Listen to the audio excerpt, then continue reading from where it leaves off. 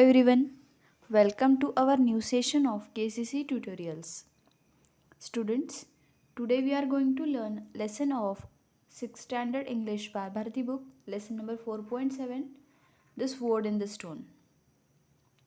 ये लेसन आज हम यहाँ पढ़ने वाले हैं जिसमें हम किंग आर्थर के बारे में स्टोरी सीखने वाले हैं। इस लेसन का पहला पार्ट हमने देखा है इससे पहले की वीडियो में। अभी नेक्स्ट क्या होता है ये हम इस वीडियो में देखने वाले हैं। वीडियो स्टार्ट करने से पहले आपको एक रिक्वेस्ट है कि आपको अगर हमारे वीडियोस अच्छे लगते हो, इसका फ़ायदा होता हो, तो इसे ज़्यादा से ज़्यादा लाइक, शेयर और कमेंट कीजिए और हमारे चैनल को सब्सक्राइब कीजिए। तो चलिए शुरू करते हैं। हम आगे देखने वाले हैं कि कौन राजा बनता है, उत्तराधिकारी कौन बनता है। आर्थर या इनका भाई के, मिस्टर के, ये हम इस वीडियो में अभी देखेंगे। पिछले वाले वीडियो में हमने यहाँ तक का पार्ट देखा था कि ये जो स्वॉर्ड है, तलवार है, ये मिस्टर के अपने हाथ में लेता है और ये कहता है कि ये अभी मेरे हाथ में है तलवार, तो मैं ही इसका राजा हूँ, ऐसा ये कहता है। तो अभी देखिए आगे क्या होता है। I've got it and that's what matters. ये मुझे मिल गई है और यही मायने रखता है। That's what matters. के replied, stubborn as ever. हमेशा की तरह जिद्दी से इसने जवाब दिया। के ने, जो इनका बड़ा बेटा होता है, इसने जवाब दिया कि ये तो मुझे मिल गई है, बस यही मायने रखता है, अभी ये मेरी तलवार है, मतलब मैं यहाँ का राजा हूँ। Well then come with me sir, Ector said. तो ये जो सर एक्टर है, तो ये उसको क्या कहते हैं, ठीक है फिर चलो तुम मेरे साथ। And led his son inside the great church which was now empty. तो ये अपने बेटे को एक बड़े से चर्च के अंदर ले जाते हैं जो अभी खाली था। एम्प्टी मतलब खाली था, जहाँ पर कोई नहीं था। Taking the Holi book from the square taking the holy book from the choir, Sir Ector said to his son, swear on the holy book that you drew sword from the stone. तो ये अपने बेटे को ले जाते हैं church में और ये क्या कहते हैं, वहाँ पर जो होली बुक होती है, इनका पवित्र पुस्तक जो होता है, पवित्र किताब जो होती है, उस पर कसम खाने के लिए कहते हैं। और क्या कहते हैं ये, अपना हाथ तुम इस पुस्तक पर रखो और कसम खाओ। स्वेयर मतलब क्या, कसम खाना।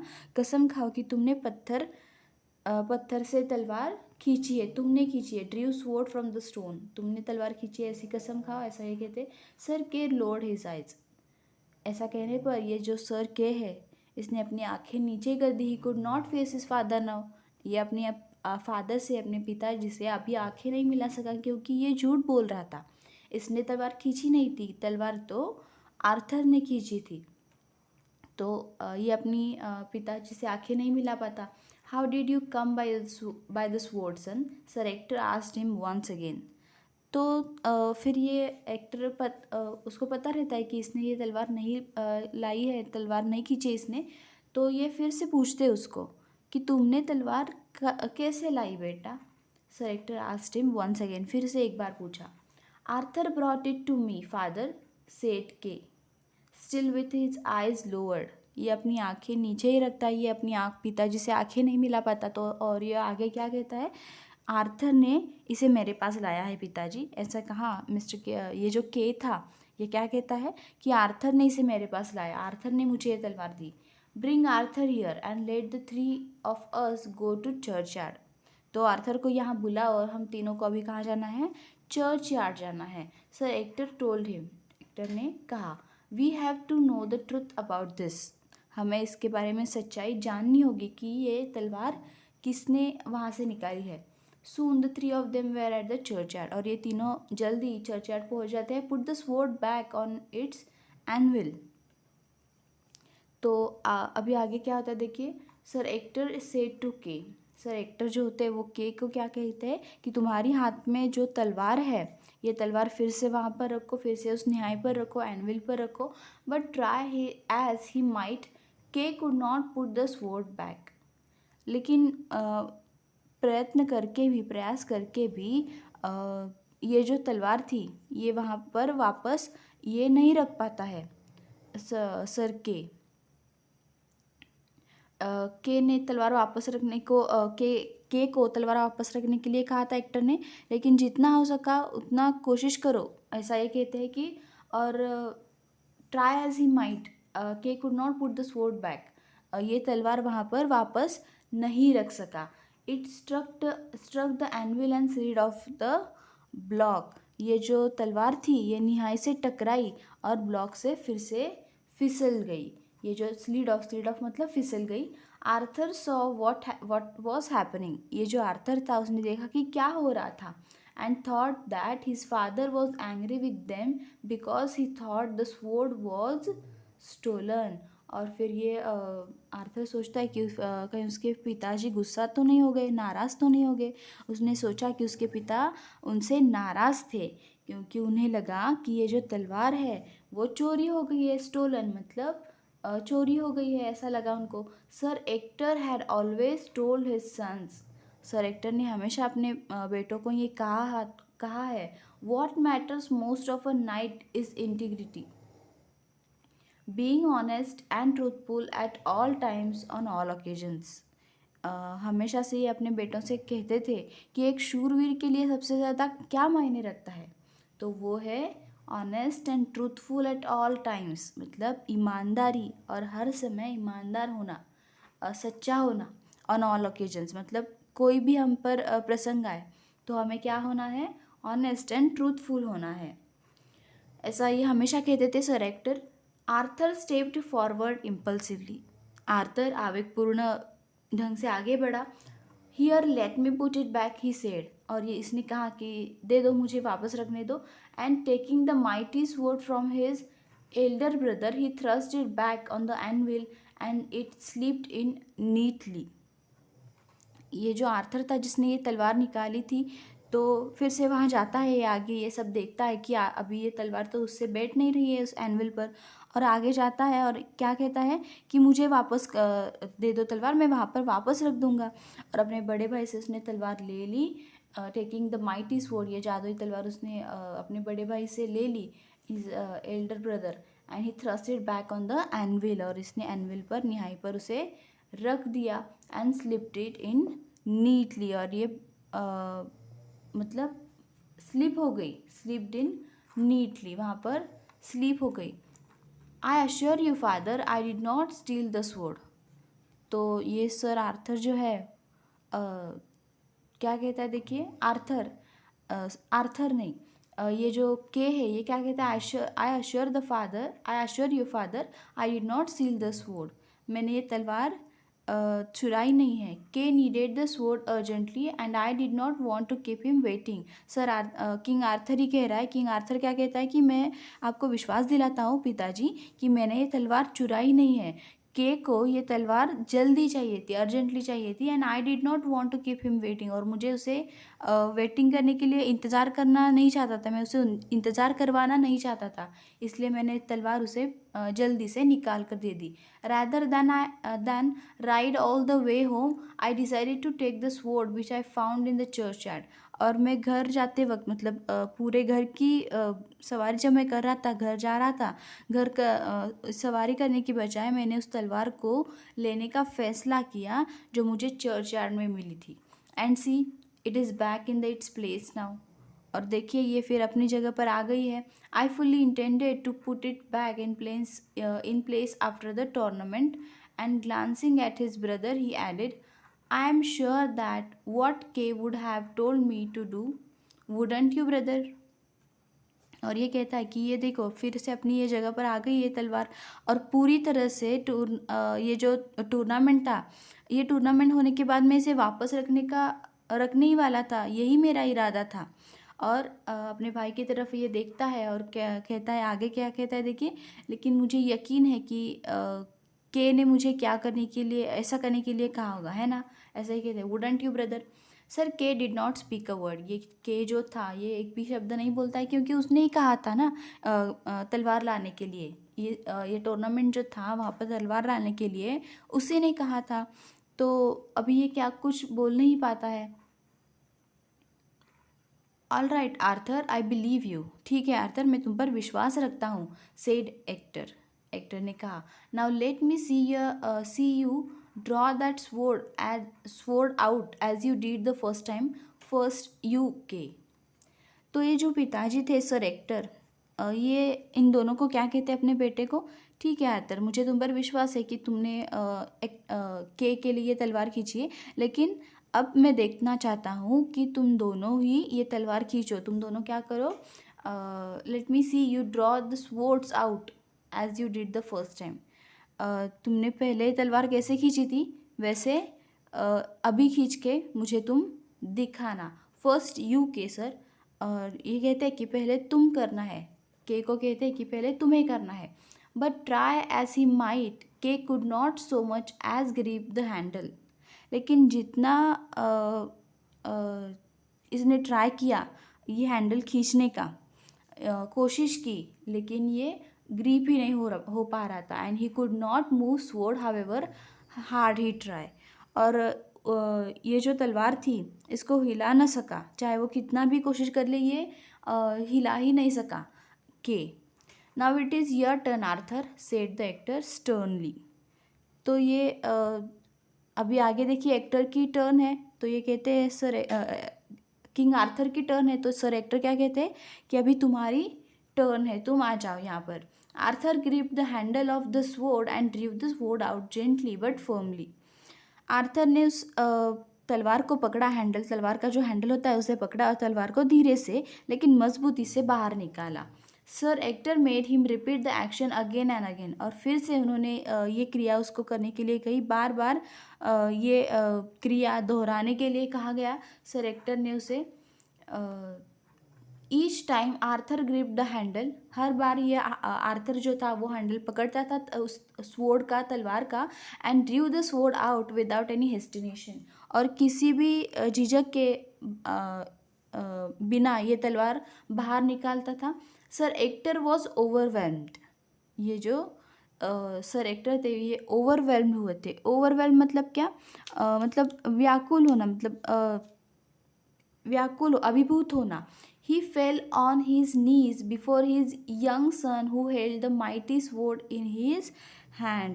ये अपने जो छोटा बेटा था इनका आर्थर, अपने छोटे बेटे के सामने घुटनों के बल ये गिर जाते हैं। Before his young son who held the mighty sword in his hand, जिसके हाथ में ये शक्तिशाली तलवार होती है, उसके सामने घुटने टेकते हैं। एंड बोर्ड हिज हेड, और अपना सिर झुकाते हैं। इन डीप डिवोशन, गहरी भक्ति में, गहरे समर्पण में इन्होंने अपना सिर किंग आर्थर के सामने झुकाया। वर्डलेसली के फॉलोड हिज एग्जाम्पल, कुछ भी शब्द बोले बिना के ने इसी का अनुसरण किया। फॉलोड हिज एग्जाम्पल मतलब जैसा ये करते हैं इनके पिताजी सर एक्टर, इनका अनुसरण के ने किया। वहाँ पर ये भी क्या करता है, अपना सिर झुकाता है किंग आर्थर के सामने। Arthur jumped back in surprise. Father, why do you kneel before me? Am I not your son? ये जो किंग आर्थर था उसे आश्चर्य होता है कि मैंने ऐसा क्या किया जिसके बाद मेरे पिताजी मेरे सामने सिर झुका रहे। ये जो आर्थर था वो पीछे हट गया, आश्चर्य से पीछे हट गया। Jumped back in surprise. Father why do you kneel before me, मतलब ये क्या कहता है आगे, पिताजी आप मेरे सामने घुटने क्यों टेक रहे हो? मैं तो आपका बेटा हूँ, क्या मैं तुम्हारा बेटा नहीं हूँ? तो आप मेरे सामने घुटने क्यों टेक रहे हो? ऐसा ये कहता है। देखिए यहाँ पर, that is what I thought until now, sir actor replied. ये जो सर एक्टर होते हैं ये क्या कहते हैं कि मुझे अब तक यही लगता था कि तुम मेरे बेटे हो, लेकिन अभी तुम क्या हो? तुम इस राज्य के राजा हो। But now I know better, लेकिन अब मुझे अच्छी तरह से पता चल गया है। I know whose son you are, अभी मुझे पता चल गया है कि तुम किसके बेटे हो। You are the son of good King Uther Pendragon, and I bow to you as you are the king of Britain now. लेकिन मैं ये जान चुका हूँ, अभी मैं ये जानता हूँ कि तुम किसके बेटे हो।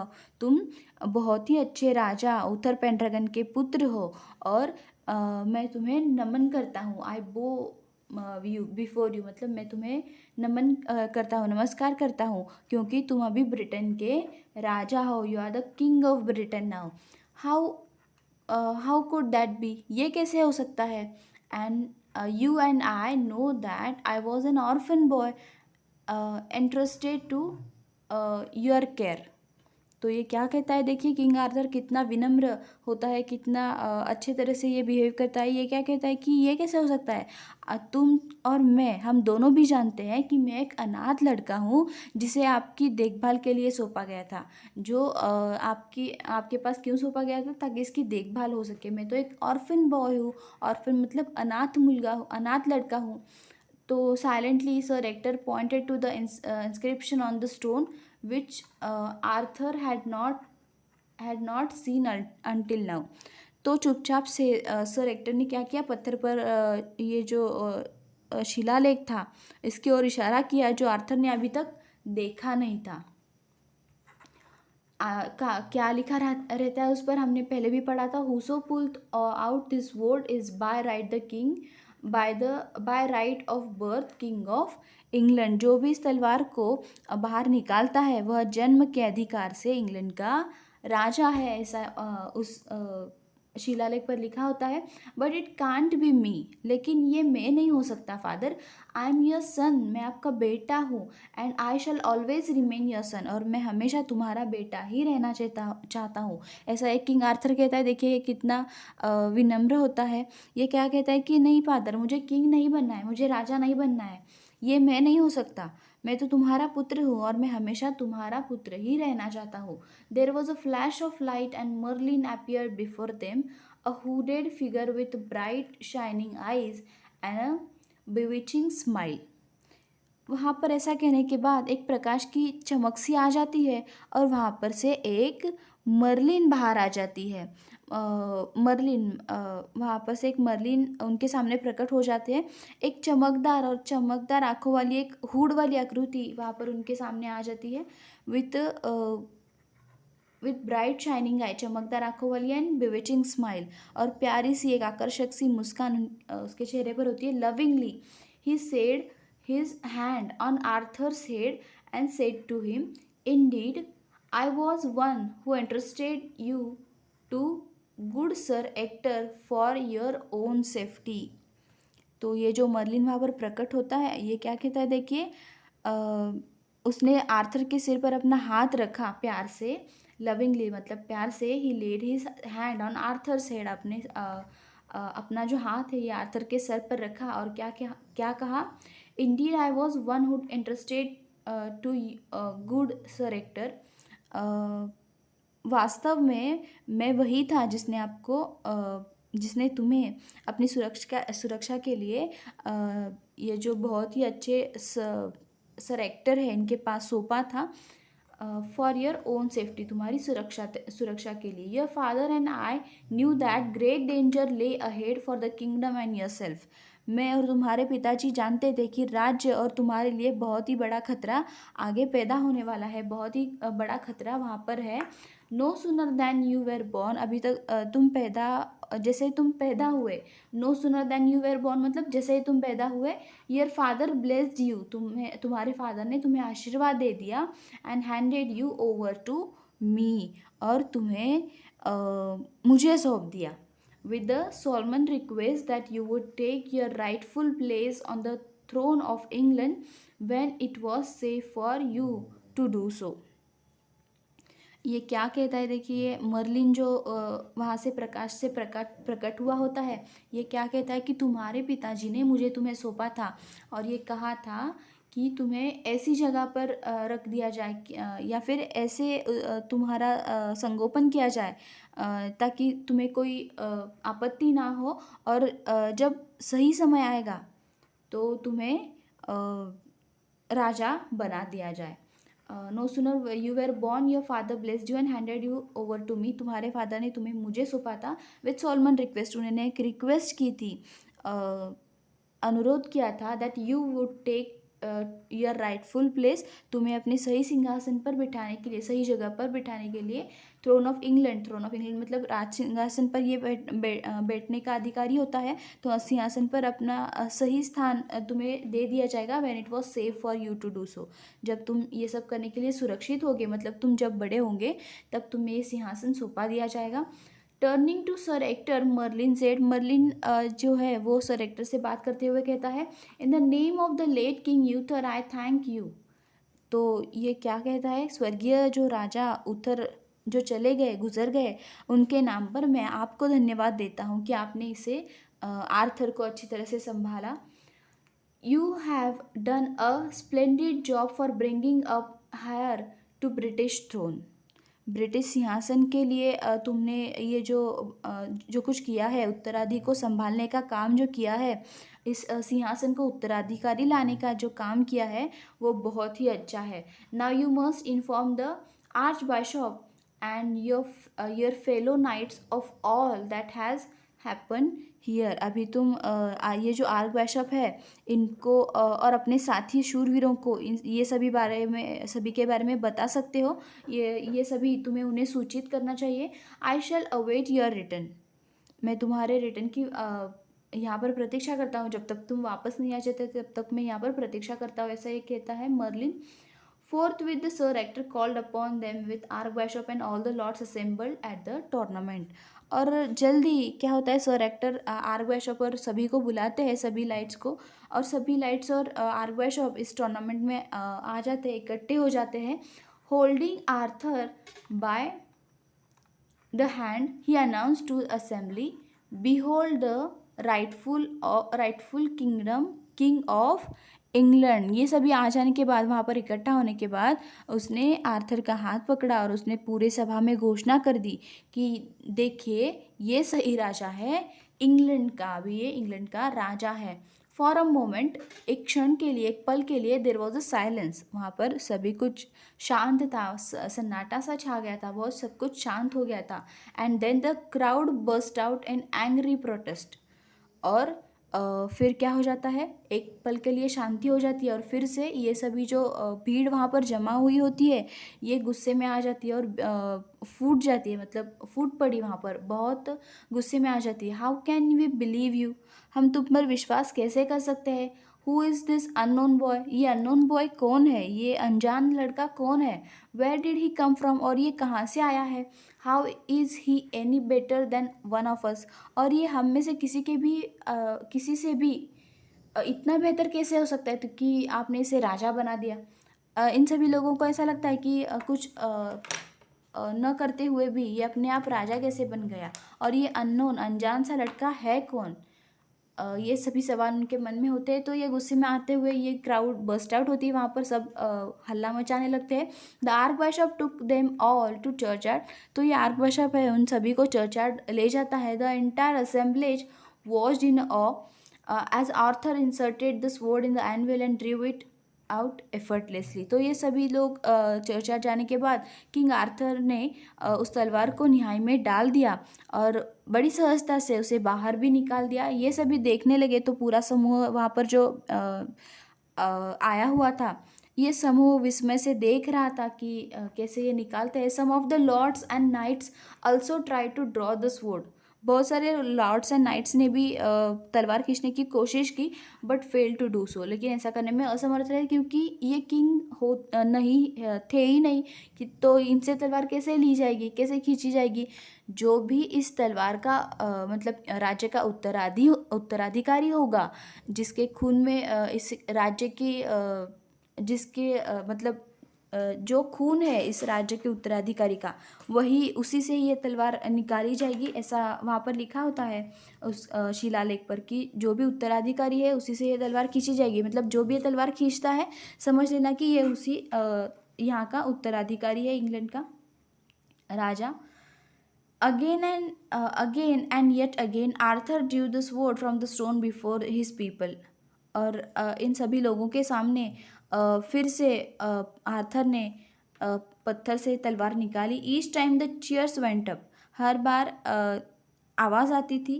And each time more and more knights drew their sword and held them high in a gesture of loyalty to their new found prince. और हर बार जय जयकार बढ़ते गए, मतलब चीखें बढ़ती गई, और हर बार अधिक से अधिक शूरवीरों ने अपनी तलवारें खींची, लेकिन उनसे खींची नहीं गई, तो उन्होंने अपने नए राजकुमार के प्रति वफादारी के भाव में मतलब ये सभी चीखना या फिर चीयर अप करना चालू रखा। Loud cheers rose from the common people. ये जो सामान्य लोग थे इन पर यहाँ से अभिनंदन के शब्द आने लगे। Who had surrounded the church yard and eager to greet their new king. ये जो चर्च यार्ड था, मतलब चर्च के सामने जो जगह होती है, जो सामने वाली जो जगह होती है उसे चर्च यार्ड कहते हैं।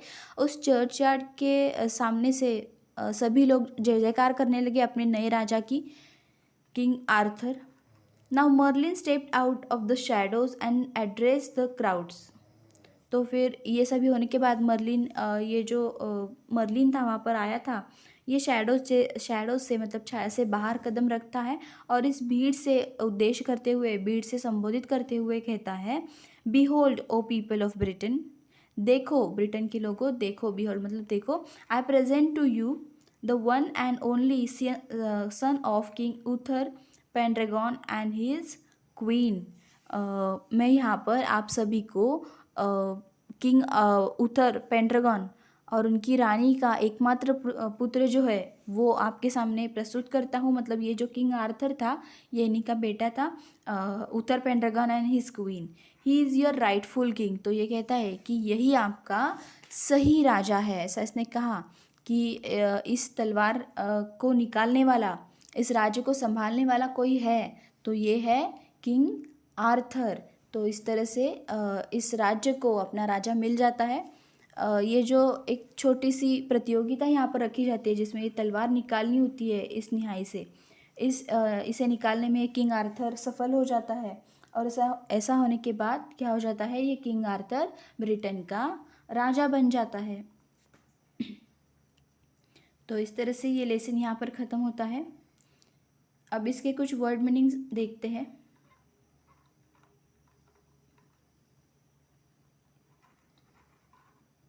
स्टबर्न, स्टबर्न मतलब जिद्दी।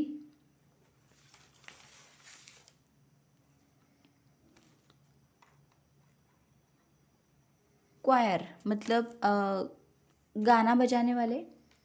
स्वेयर मतलब कसम खाना।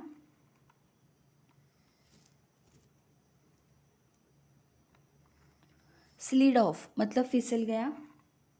इंटीग्रिटी अखंडता। इम्पल्सिवली लालसा से। थ्रस्ट मतलब जोर या हमला, जोर लगाना, हमला करना। स्टील मतलब चुराना। इंटेंडेड इरादा करना। ग्लांसिंग एक नज़र डालना। स्टर्नली मतलब गुस्से से, कठोरता से। हेस्टिनेशन मतलब झिझकना। ओवरवेल्म मतलब व्याकुल होना, घबराना। डीप डिवोशन मतलब गहरी भक्ति या फिर गहरी भावना से।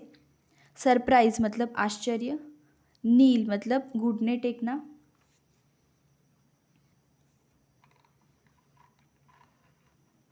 मर्लिन, मर्लिन मतलब जो वहाँ पर प्रकट हुआ होता है मर्लिन। हुडेड, हुडेड मतलब नकाब पहना हुआ। Crowd burst out, crowd burst out मतलब भीड़ बढ़ गई। असेंबलेज मतलब संयोजन। गेस्चर ऑफ लॉयल्टी मतलब निष्ठा का भाव, निष्ठा की भावना। ईगर टू ग्रीट मतलब अभिवादन के लिए उत्सुक। तो इस तरह से ये लेसन यहाँ पर ख़त्म होता है। आपको अगर ये वीडियो अच्छा लगा हो तो इसे ज़्यादा से ज़्यादा लाइक, शेयर और कमेंट कीजिए और हमारे चैनल को सब्सक्राइब कीजिए। And thank you for watching our videos and good bye.